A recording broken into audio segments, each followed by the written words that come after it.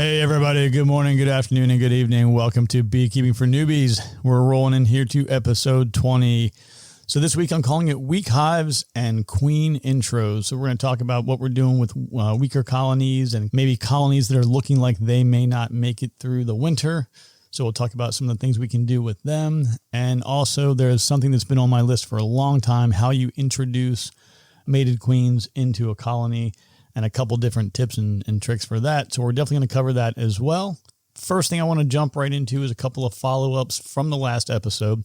As you might remember, listener emails, Michael had emailed and was asking about some suggestions, how to minimize weeds and things around the hives themselves, and try to just general weed control around your hives within your apiary.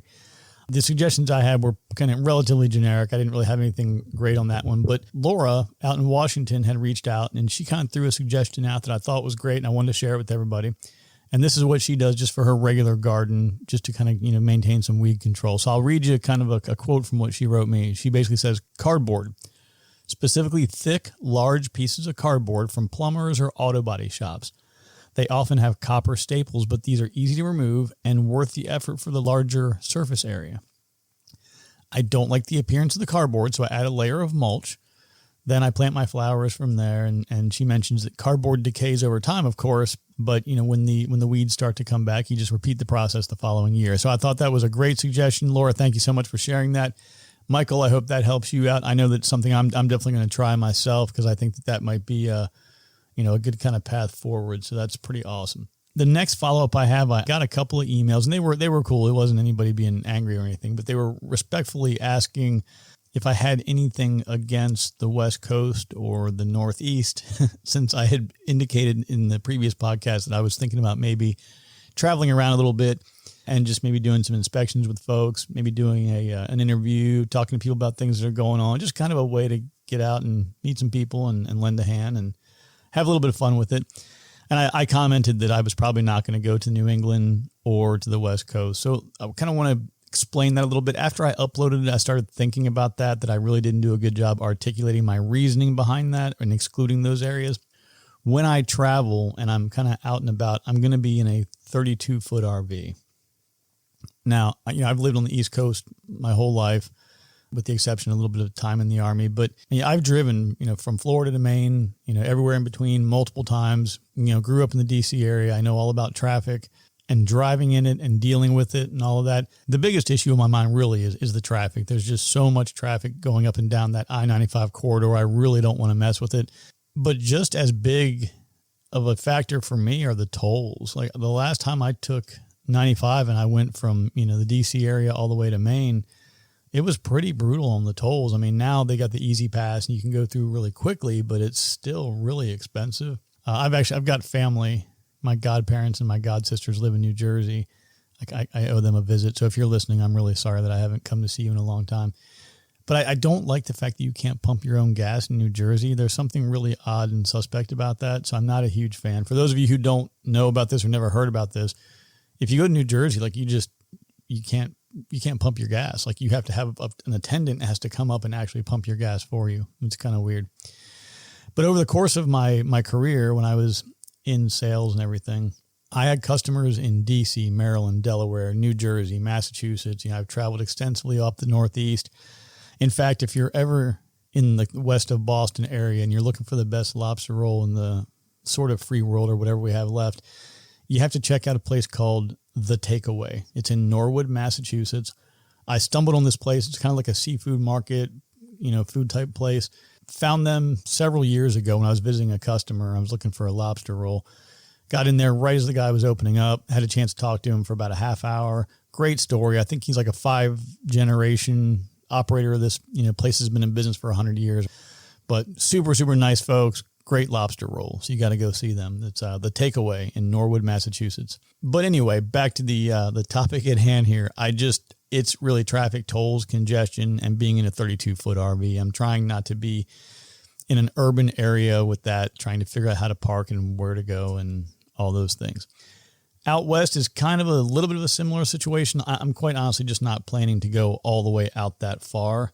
So that's really the big driver. But years ago, I actually had Navy and NASA customers out in California. So I've traveled there quite a bit. I worked briefly for a San Francisco-based company, and I remember some time I spent out there. San Francisco really was a big disappointment to me because it was such a beautiful city and it had so much to offer. And last time I was there, the smell of feces and urine all over the place was just atrocious. So I don't think I'll ever go back again, and it's a real shame. It's a beautiful place. LA, honestly, I went to LA about 2 years ago. It wasn't that much different. It wasn't as bad, but it really was not great. So California is just not on the list for me, just for safety and hygiene. It's kind of gross. So nothing personal against the states or the people or whatever. I don't want to be out there. So all that kind of being said, I would really rather stick to, more rural or even some suburban areas that can accommodate my land yacht and kind of go from there. So nothing personal. It's not political. All politicians are equally worthless and they all want everybody in the country fighting each other so that we can't worry about getting rid of them, which is the real problem. Anyway, that's as far as I'll go on politics. All right, a couple of quick personal updates. Just got back from the apiary after spending a few days down there. Did finally get the RV out of there to exercise it, and the new driveway worked. I discovered that it's a little bit more narrow than it should be. So I did cut about 7 or 8 more trees down the other day, and I've got a little bit of cleanup to do on that still, but at least I was able to get out and get the propane tank topped off and empty all the other things out of it, get the gas tank filled up, and she's pretty well ready to go and get out on the road here in the next few weeks. Did a little bit of work on my burn pile, so that's ready to go. I got about an hour's worth of moving some things around, and I should get that thing ablaze here in the next week or two. We got some rain coming in this week, so my plan is to try and take advantage of that and get that thing burning.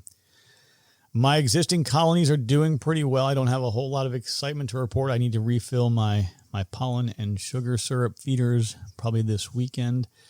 I will also be swapping out my solid bottom boards for screen bottom boards, and the temperatures being what they are and as hot as it's been, they need all the help they can get on the ventilation side. I would say the only bad news I have with my colonies right now is I had a failed split. This was a more later season split, and for whatever reason, I think I didn't have enough nurse bees to care for the young larvae and to create the queen cell that I was hoping that they would make, the emergency cell. They just didn't have the resources to do it. Didn't quite work out. I also had a swarm, and I believe that the queen did not make it back from her mating flight. So I actually combined those bees using a technique I'll discuss here in a little bit, and I moved them into another colony where they're all living quite happily now, and things are going well for them. So that's good to hear. Lastly, I am officially done with the heat. I think I've hit my threshold here. It was 95 today with the heat index over 100. So if you're up north or somewhere that uses the Celsius system, it's about 35 degrees Celsius with a heat index around 38 or 39. I'm burned out, man. I've lived in the South my whole life, and I think I've just hit my threshold. So on that note, anybody who's beekeeping in like Montana, Idaho, North Dakota, South Dakota, somewhere up north, definitely ping me and let me know. I'd love to hear about some challenges that you face and how things are going for you, and any kind of tips, tricks, winterization techniques you use, and, more about your nectar flow. My assumption is going to be anywhere where the climate's a little bit cooler like that, you're probably going to just start later, have a longer flow, and then end earlier. That would be my expectation, but I need to do a little more research myself because this heat thing is just not cutting it for me. Okay, so we're going to jump right on in here. So the first topic I've got on the list here is mated queen introductions. Thinking about the two general types of queens that we're going to have, it's either going to be a virgin queen or a mated queen. So if you've bought package bees, you should have a queen cage with a mated queen. If you have done a split or you've had a colony that has recently swarmed and left a queen cell behind, you would then have a virgin queen. Pretty simple, straightforward. We've talked about this before. We're going to dive a little bit deeper in this and talk about like a laying queen versus a mated queen. If you take a queen that is in a colony and she's a laying queen and she's doing her thing, and you move her into a queen cage, usually within hours, there will be physiological changes in her. Her size will start to diminish, and the and this is something that's not visibly noticeable, but something that I have been told, that the actual amount of queen pheromone will begin to diminish if she's not actively laying, which is really interesting, right? If you think about package bees, or you think about any time you're introducing a queen from a cage, well, that queen's not laying anymore. She is a mated queen, but she's not a laying queen. This will be important later on when we discuss another technique. But typically you would see either a virgin queen or a mated queen in your colony. So what scenarios would exist where we need to introduce a queen? So let's talk about that. You have maybe you're doing a split. So you have a strong colony. You've decided that you've located your existing queen. You want to establish a new colony from the excessive amount of resources that you have during the spring nectar flow. You either breed your own queen, or maybe you take a queen cell from another colony, or even from your stronger colony, and then you make your split and you put your queen cell in. So if you put your queen cell in, then you're not really doing any kind of introduction, right? The queen will be born into the colony.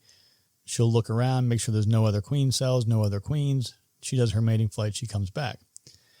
But in a much quicker way of doing things would be to go ahead and bring in a mated queen.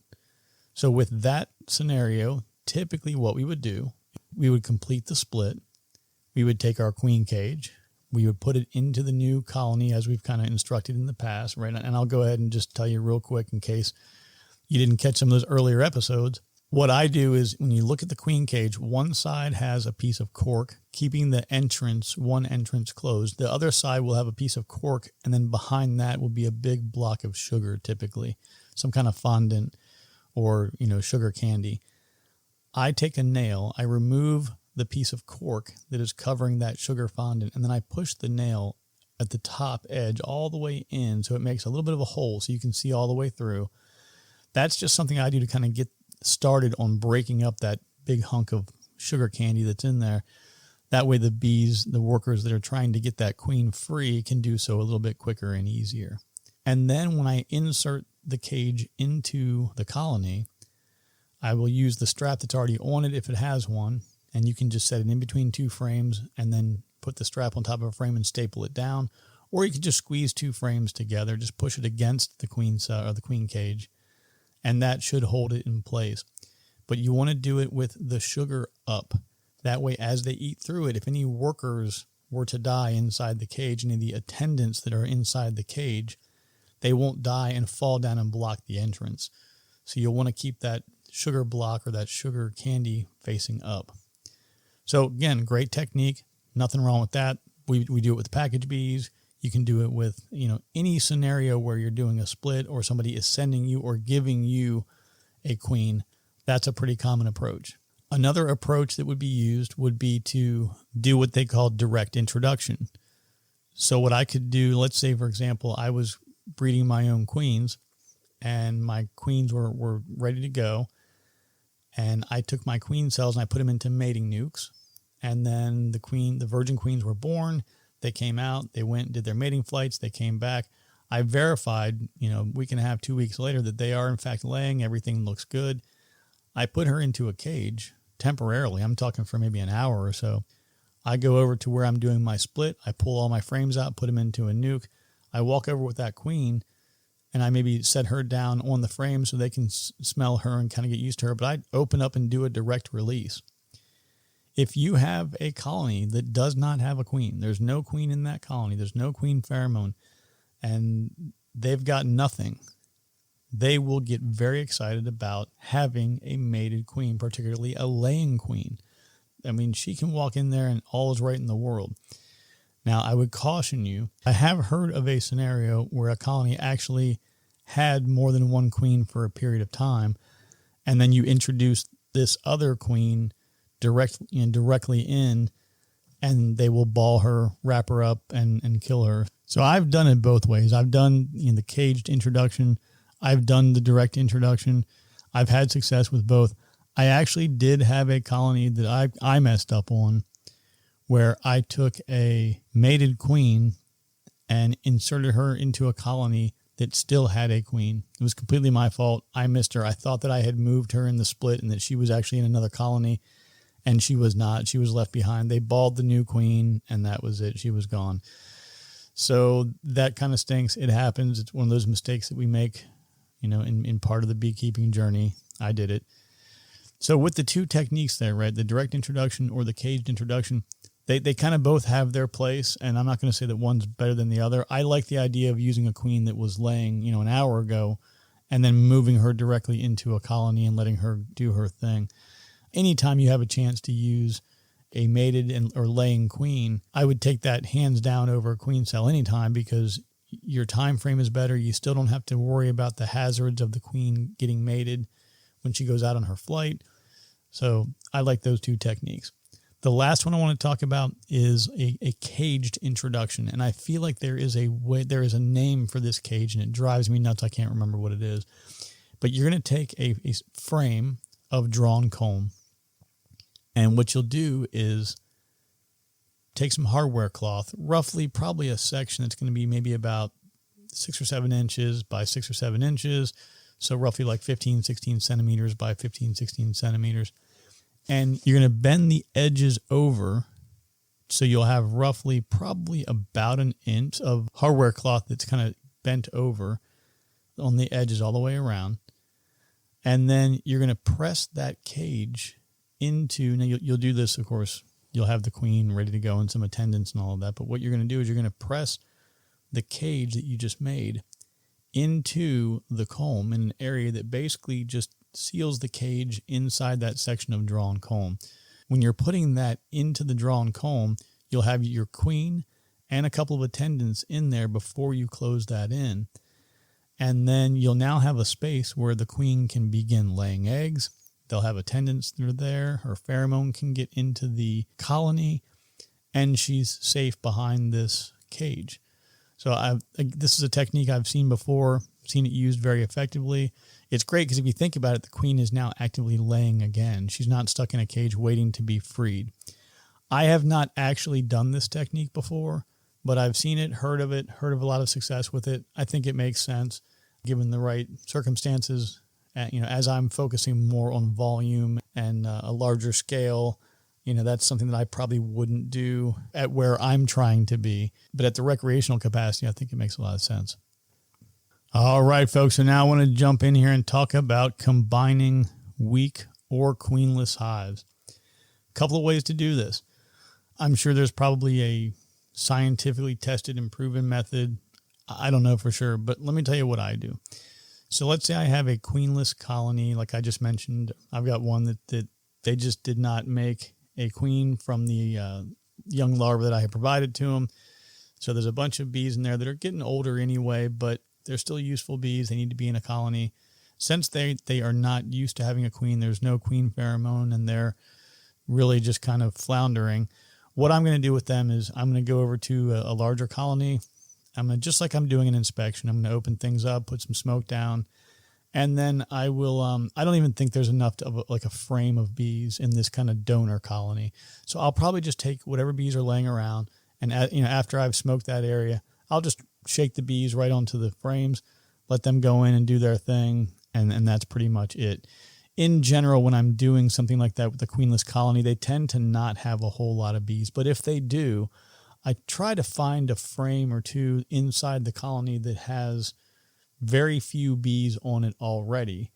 And what I'll do then is pull one of those frames out, insert the frame from the original donor colony, and that way it's got all their bees kind of together, drop them in, and then I'll just shake off a couple from the original frame that I pulled out. Now, as I mentioned in the beginning, this is something that would be applicable for a queenless colony going into a colony with a maiden and laying queen. Now, if you are in a situation where you have a colony that is having some kind of a problem, maybe they're not as productive, maybe there's something that is wrong with the queen, and you're just not feeling good about her in general, and you feel like maybe it's time to replace her anyway, but you don't have any stock. It's a smaller, weaker colony. You have no available queens that you can use at this time of year, and it just makes sense to eliminate her and move her bees into another colony. There is still some queen pheromone present, right? So you don't want to be in a situation where you drop a bunch of bees into a new colony and them automatically feel like there's a competing queen. Now, I feel like There's a couple different ways even that you can take this. What I would do, though, is I would go ahead and take the original queen first, the one that you know you're going to be eliminating. I would go ahead and give her the hive tool test and get her taken care of first. Give it a day or so to let that queen pheromone die down, and then you'll be introducing these bees into a colony that has a queen, and they'll be excited about that, and everything should be fine. In general, I've had really good luck combining colonies just by masking pheromone and scent signals through smoke. That's worked really, really well. I haven't had a lot of problems with that. The bees are pretty adaptive. They do a great job of just adapting to whatever circumstances that they're in. I just would add a tiny little bit of caution if you're doing something that, you know, from a colony with a mated queen to a colony that also has one. I would just say to use a little bit of caution if you're going from, moving workers from a colony with a queen into another colony with a different queen. There could be some potential for some issues there, which leads into another technique. I've never done this one before either, but it's a way that might make that scenario have a higher likelihood of success. And it's basically like taking a couple of sheets of newspaper. So what you do, you have your original colony. Let's say you had 2 deep brood chambers on there, and you wanted to add in some more workers from another colony. You wanted to join them. And that queen had been eliminated. You had gotten rid of her, but you wanted to just gradually introduce them. You would put a couple of pieces of newspaper on top of that second deep, and then you would bring in the brood chamber deep from the donor or the combining colony on top of that newspaper. And what happens is, over the course of the next week or so, the bees will kind of eat through that paper, and they would gradually get used to each other's difference in scent and differences in their pheromone of their queenless colony versus the colony that has the queen. And it's more of a gentle introduction. Honestly, I don't think it's necessary. I just don't think that it's going to make that big of a difference. I think it's going to make a mess inside the colony, quite frankly. But I have heard that this is another way of doing it. And again, the way that I think that it would be most applicable if you were doing this technique would be if you had a queen that you just removed. You just removed her, and then you want to bring these bees in. But even so, like I said, I've had pretty good results with just smoking alone. I think the real key is to make sure that in the new frames and groups of new workers that you're bringing in, that you just make sure you don't actually have a queen in there, because then you get into a situation where potentially you were trying to get rid of a weaker queen, weaker colony, and just donate some workers to the stronger colony, and now you end up with potentially losing your stronger queen in a fight with this weaker queen for whatever reason, or this inferior queen. So you definitely don't want that to happen. So I'll take a second real quick and jump into some listener emails. In fact, I think I'm only going to cover one of them today. I've got a few of them that came in that we're going to discuss in the next episode, because it's a little bit more drawn out. But this is kind of important and really cool. So Kimberly in Bristol, Virginia reached out. She sent several pictures, great pictures of what's going on within her colony. She was suspecting European foul brood. I looked at the pictures she sent.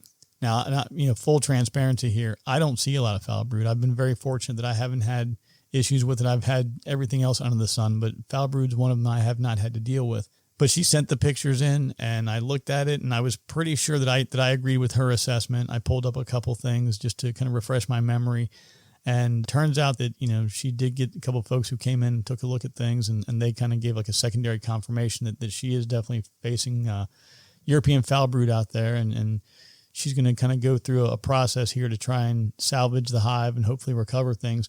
I talked to her via email, and we're actually going to get her on probably for the next episode. So sometime in the next week, I'll try and get on the phone with her, and we will just walk through what happened, what she noticed, what her course of action was. And hopefully by the time, her and I can catch up on the phone, maybe she'll have some news for us on the success or failure, or at least the progress of how things are going. And then maybe we'll follow up with her again a week or two later and see how that's going. But I just wanted to let everybody know, right, this is a critically important aspect of being a beekeeper, is doing those inspections. And, Kimberly was awesome too, right, because she did the research. A lot of people see things that they don't necessarily know what they are, and they're like, oh, well, I don't know, it's kind of different, and they blow it off. But she saw what was going on, felt like something wasn't right, did the research, reached out to her mentor, reached out to everyone she could think of to get the information that she needed. There's a ton of information available, And like I always tell people, right, if you can't find it or you don't even, you don't know where to turn, shoot me an email, right? I'll try and get you connected with somebody who can help you out. But I'm really anxious to kind of get her on the phone and have her share her story with all of you, because I think it's a great learning opportunity for everyone. So we're going to try and get that teed up here in the next week or two with her, see if we can get some updates, and hopefully her colony will be back on track here soon.